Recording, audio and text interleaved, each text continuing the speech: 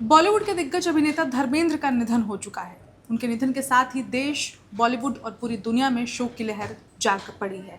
लेकिन अपने इस निधन के साथ ही, अपनी मौत के साथ ही वो 3 सवाल हैं जो अपने पीछे छोड़ गए हैं, और उन्हीं 3 सवालों का जवाब ढूंढने और उन 3 सवालों पर बात करने आज हम आपके सामने मौजूद हैं। मेरे साथ है वैभव। वैभव, कौन से 3 सवाल हैं? पहले सवाल से शुरुआत करते हैं। देखिए, ये सवाल जो है वो धर्मेंद्र के चाहने वाले ही उठा रहे हैं, उनके प्रशंसक, उनके फैंस उठा रहे हैं। तो पहला सवाल ये है कि जल्दबाजी में गुपचुप तरीके से अंतिम संस्कार क्यों किया गया। सबसे पहला सवाल जो सबके जहन में आ रहा है, जो भी धर्मेंद्र के देखने वाले थे, उनकी फिल्मों को देखने वाले थे, उनके फैंस थे, वो पूछ रहे हैं कि इतने गुपचुप तरीके से इतने बड़े स्टार का अंतिम संस्कार क्यों किया गया। ये पहला सवाल है। देखिए, इसका जवाब तो अभी धर्मेंद्र का परिवार ही दे पाएगा, लेकिन जो भी बातें चल रही हैं, कल जो कुछ हुआ है, जैसे कल निधन की खबर आई, करीब 1 बजे के आसपास खबरें आने लगी थी कि धर्मेंद्र का निधन हो गया है। एम्बुलेंस देखी गई, एम्बुलेंस देखे जाने के बाद लोगों के बीच में बातचीत शुरू हो गई। हालांकि मीडिया कुछ भी कहने से बच रहा था, क्योंकि 11 नवंबर को सबने देखा था कि कैसे निधन की खबरें उड़ जरूर गईं, लेकिन बाद में हेमा मालिनी, जो धर्मेंद्र की दूसरी पत्नी है, उन्होंने इसको अपमानजनक बताया था और उन्होंने कहा था कि ऐसी खबरें नहीं चलानी चाहिए जब तक परिवार के लोग पुष्टि न करें तब तक। तो मीडिया बच रहा था, सारे चैनल्स बच रहे थे, लेकिन खबरें तो आ रही थी। इसके बाद हेमा मालिनी देखी गई शमशान घाट जाते हुए, उनकी बेटियां देखी गई, और उसके बाद फिर धीरे धीरे बड़े स्टार्स पहुंचने लगे शमशान घाट की ओर। फिर पता चल गया था कि नहीं, अब अंतिम संस्कार उनका होने जा रहा है और धर्मेंद्र का निधन हो चुका है। इसकी आधिकारिक पुष्टि तब जाके हो पाई।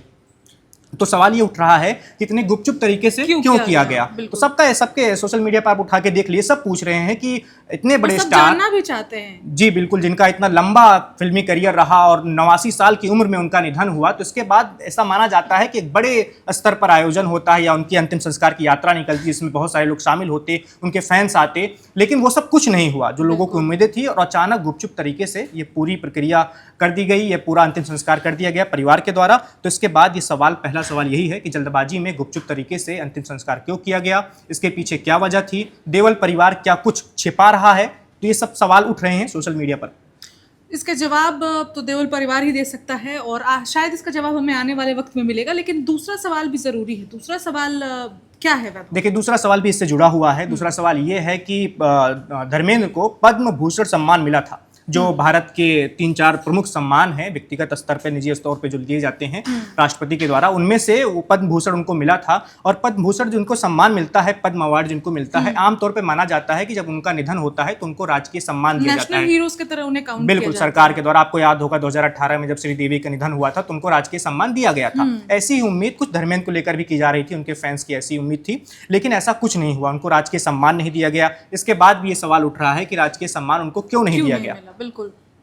अब आते हैं तीसरे सवाल पर। तीसरा सवाल जो है वो ये है कि 2 दिन वो वेंटिलेटर पर रहे, उसके बाद उनको आनन फानन में घर पर क्यों ले जाया गया था।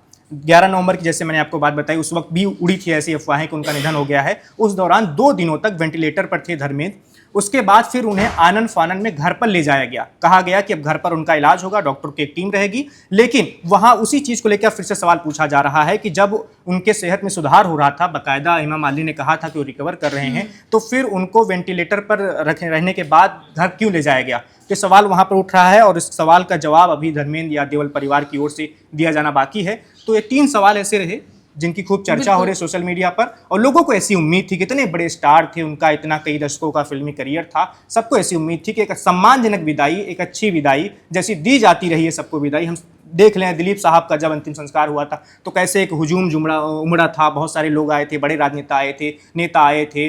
महाराष्ट्र में, मुंबई है, वहाँ की राजधानी है, वहाँ में सीएम रहते हैं, बाकी और भी बड़े लोग रहते हैं। तो उन सब लोगों के मौजूदगी में अंतिम संस्कार होता है तो लगता है कि हाँ, एक बड़े एक्टर की विदाई हो रही है, दी गई और उस सम्मान के साथ दी गई। वैभव, बिल्कुल जो सवाल आपने उठाए हैं बिल्कुल सोचने योग्य है और लाजमी है उठना, क्योंकि बॉलीवुड का जो एक चेहरा है, जो कुछ दिग्गज चेहरे पुराने बचे हुए हैं, उनमें से एक थे धर्मेंद्र। और धर्मेंद्र के नाम से भी बॉलीवुड जाना जाता है देश दुनिया में। और उस धर्मेंद्र की विदाई कुछ इस प्रकार से की गई कि किसी को कानों कानों खबर, कोशिश तो ये भी की गई कि किसी को पता न चले, अल्टीमेटली पता लग गया, एम्बुलेंस को देख के खबर उठ गई कि ऐसा हो गया है। उसके बाद ये राजकीय सम्मान वाली बात। मुंबई में अभी कुछ ही साल पहले हमने लता मंगेशकर जी की विदाई भी देखी थी, कैसे आयोजन हुआ था या कितने लोग उसमें शामिल हुए थे।